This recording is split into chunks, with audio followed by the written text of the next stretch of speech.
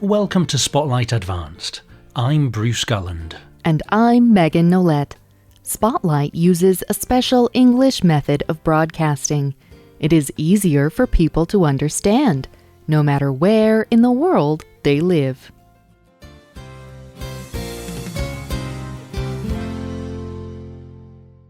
We will begin today's program with a poem by Emily Dickinson. It is called I Heard a Fly Buzz When I Died. I heard a fly buzz when I died. The stillness in the room was like the stillness in the air between the heaves of storm. The eyes around had wrung them dry, and breaths were gathering firm for that last onset when the king be witnessed in the room. I willed my keepsakes, signed away what portion of me be assignable, and then it was there interposed a fly, with blue uncertain stumbling buzz between the light and me, and then the windows failed, and then I could not see to see. This poem looks out from the mind of a person who is dying.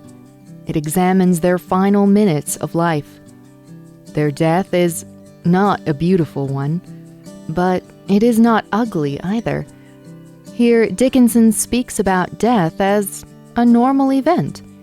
There is no pain or joy. The speaker just stops being able to see.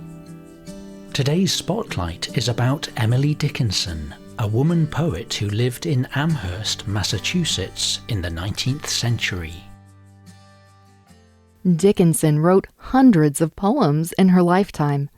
She often wrote about death and loneliness, but she also wrote about the world around her. She wrote about joy and friendship. While she was alive, most people did not know that Dickinson was writing. She avoided other people. She wrote many letters to her friends, but she did not often write poems for other people. When she was alive, she only published 10. Dickinson was not always such a private person. She was born in 1830 in the United States. For much of her early life, she seemed like a normal girl. But when she was 14, something happened that would change her life forever.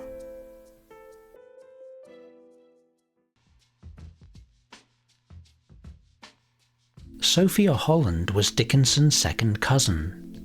In 1844, she got sick with a disease called typhus. Typhus is a deadly disease spread by an insect called a louse.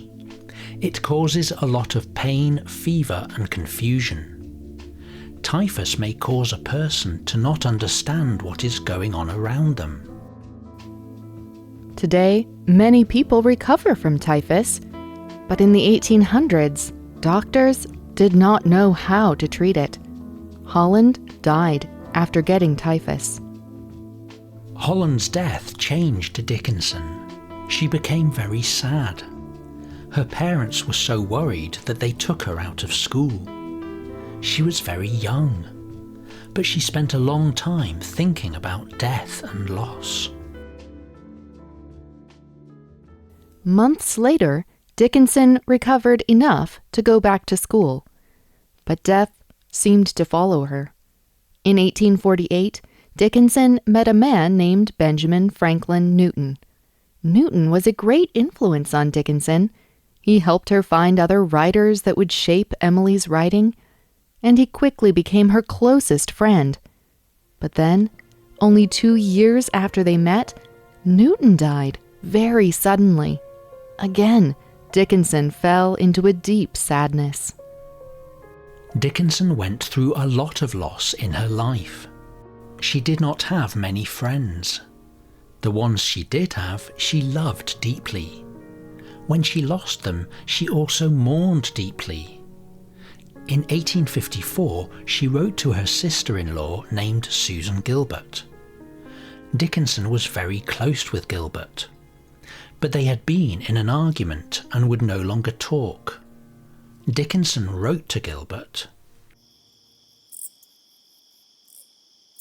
You do not need to fear to leave me alone. I often part with things I think I have loved. Sometimes they are buried, sometimes they leave me. My heart bleeds so often that I will not mind bleeding more. I can only add another pain to several that have come before. In the mid-1850s, Dickinson began to turn away from the world. She started to refuse visitors. She would speak to people only by letter. Often she would not leave her home. In 1874, her father died. The family held a memorial in their home, but Dickinson would not leave her room to visit. Instead, she watched through a small opening of her door. As she grew older, people began to think Dickinson was very strange. She hid away from everyone, but people did not understand why. But Dickinson's life was not all sadness. She was alone for much of her life, but she seemed to choose to live this way. She spent most of her time taking care of plants and flowers, or she would spend long hours writing. And often the poems she wrote were full of joy.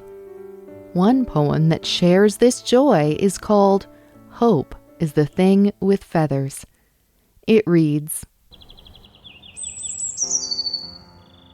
"Hope is the thing with feathers that perches in the soul, and sings the tune without the words, and never stops at all. And sweetest in the gale is heard, and sore must be the storm that could abash the little bird that kept so many warm. I've heard it in the chillest land and on the strangest sea, yet never, in extremity, it asked a crumb of me." In this poem, Dickinson compares hope to a songbird. It seems beautiful and easy to break, but even a storm cannot blow hope away. Hope spreads its beauty even in the most difficult of times. It never asks for anything in return.